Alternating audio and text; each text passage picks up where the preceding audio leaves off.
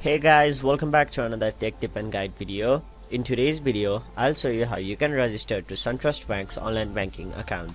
So first of all, go to any web browser on your mobile device or your desktop, and in the web address bar type in suntrust.com. And once you're in this website, on the right side of the screen you can see the login box. In order to register, tap on the option sign up now.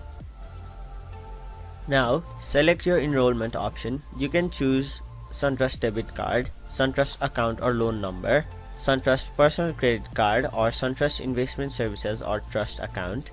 And once you've selected your option, click on begin enrollment. Now select your account type, then enter your account number, social security number and your zip code. And once you follow all the steps provided to you, you will be successfully registered to Suntrust Bank's online banking account. So that is it for this video. Hope this video was helpful to you guys, and if it was, please make sure to like this video and subscribe to our channel for more informational and helpful videos like these.